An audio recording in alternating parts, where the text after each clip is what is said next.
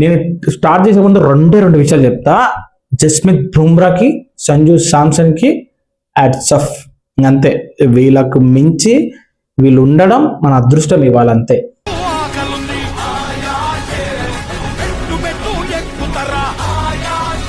చెప్పిన 100% ఇంగ్లాండ్ వాళ్ళు గట్టి పోటీ ఇస్తారా, వాళ్ళు మామూలు కాదురా అని స్టార్టింగ్ లోనే చెప్పే ప్రెడిక్షన్ లో. ఇది మామూలు ఆట కాదు, నిజం చెప్తున్నా. ఆ బేతల్ గాడికి సలాం. మామూలు కదా, చిన్న బచ్చ పోరాగాడు. ఇప్పుడున్న ఇండియా టీంలో ఎవరైతే క్వాలిటీ బ్యాట్మెన్స్ ఉన్నారో, నెంబర్ 1 బ్యాట్మెన్స్ ఉన్నారో వాళ్ళకంటే చిన్నోడు. వాడు కొట్టిన కొట్టుడికి షేక్ అయిపోయింది. ఇలా మారిపోయావేంట్రా నువ్వు? నాకు తెలిసి ఆల్ ఓవర్ ఇండియాలో, ఆల్ ఓవర్ వరల్డ్ లో ఎవరైతే క్రికెట్ ఫ్యాన్స్ ఉంటారో వాడికి హ్యాట్స్ ఆఫ్ చేస్తారు.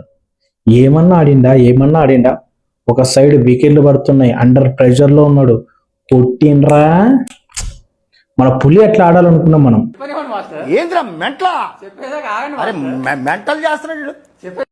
ఈ 7 రన్లు ఇంకా 2 బాల్ ఉంటే ఆర్చర్ గాడే కొట్టేస్తాడు. గెలిచాం కానీ ఆఫ్ గా ఉన్నానమాట. అంత ఫుల్ హ్యాపీనెస్ తో లేను, కన్విన్సింగ్ గా లేదు విక్టరీ.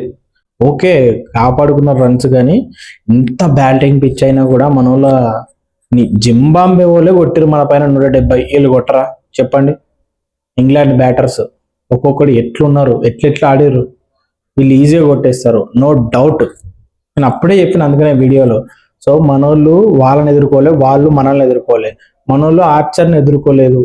ఆర్చర్ని ఎదుర్కొన్న ఒకే మనగాడు ఎవడ ఉన్నాడంటే మన తిలక్ వర్మ. మ్యాచ్ గురించి మాట్లాడుకుందాం. దానికంటే ఫస్ట్ ఈ ఛానల్ ఫస్ట్ టైం చూస్తే ప్లీజ్ కన్సిడర్ సబ్స్క్రైబ్. ఈ వీడియో నచ్చితే ఖచ్చితంగా లైక్ చేయండి. ఇది కదా అసలైన ఆట, ఇది కదా అసలైన సెమీఫైనల్ అనిపించింది. మనం ఎంత కొడతా వాళ్ళంత కొడతామనే దాకా వచ్చారు చూడు. దానికి హ్యాట్స్ ఆఫ్ చెప్పాలి. ఇంకా సెల్యూట్ చేయాల్సిన పర్సన్ ఎవరైనా ఉంటే ఆ బేతల్. పులి ఆడాల్సిన ఆట అక్కడ బేతల్ ఆడాడు అనమాట. ఏమన్నా ఆటనా, మన వాళ్ళ గులాజాంలు గలగడలు ఆడాయి. రేంజ్ లో పర్ఫార్మెన్స్ ఇచ్చాడనమాట. లాస్ట్ వరకు కూడా గెలుస్తామా లేదన్న డౌట్ క్రియేట్ చేశారు. ఏంది 7 రన్నులతోనా 250 పైన పరుగులు చేసి 7 రన్నులతోనా? మన బౌలింగ్ గురించి ఆలోచిస్తే నాకు ఒక్క ఎక్సెప్ట్ బుమ్రా తప్ప ఎవరైనా ఇప్పుడు లాస్ట్ లో హార్దిక్ పాండ్యా, శివన్ దుబే వేసినా కూడా హార్దిక్ పాండ్యా బౌలింగ్ బాగానే ఉండే. కాకపోతే వరుణ్ చక్రవర్తి అబ్బబ్బబ్బా, ఆయన ఇచ్చిన రన్స్ చూస్తే నిజంగా షాక్ అవుతారు. వేసింది 4 ఓవర్లు, ఇచ్చింది 10 ఓవర్ల రన్స్. 6 ఓవర్లు 60 రన్స్ ఇచ్చాడు, ఇంకెక్కువే ఇచ్చాడు. ఆ లెవెల్లో రన్లు ఇస్తా ఉన్నాడు. ఇది ఒక్క మ్యాచ్లు ఇచ్చాడంటే ఓకే, ప్రతి ఒక్క మ్యాచ్లు ఇచ్చారు. జింబాంబే వాళ్ళు కొట్టారు, చిన్న కంట్రీ వాళ్ళు కూడా కొడుతున్నారు. ఆ రేంజ్ లో ఆయన రన్స్ ఇచ్చేస్తున్నాడు. సరే, ఇప్పుడు వాళ్ళని తిట్టడం గురించి పక్కన పెడితే, సంజు ఎంతైతే ఇంపార్టెంట్ గా రన్స్ కొట్టాడో తిలక్ వర్మని మెచ్చుకోవాలి, హార్దిక్ పాండ్యాని మెచ్చుకోవాలి, శివన్ దుబేని మెచ్చుకోవాలి, ఈశాన్ కిషన్ ని మెచ్చుకోవాలి. వీళ్ళందరూ కాంట్రిబ్యూట్ చేశారు కాబట్టే 7 రన్తో గెలిచాం. ఒక్కరు కూడా రన్స్ కొట్టకపోయినా ఇప్పుడు ఆ 7 రన్లతోన ఓడిపోయే వాళ్ళం. ఎందుకంటే 2 బాల్స్ ఉన్నా కూడా వాళ్ళు గెలిచేవాళ్ళు.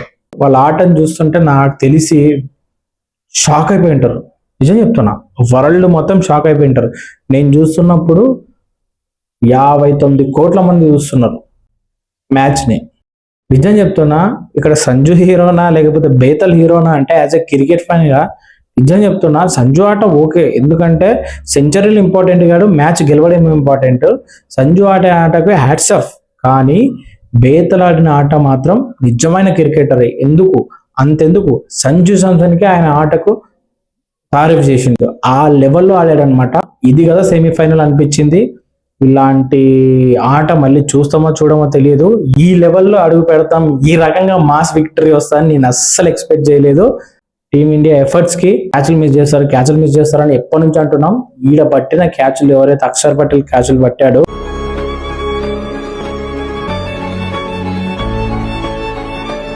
అవి చాలా ఇంపార్టెంట్ క్యాచ్లు.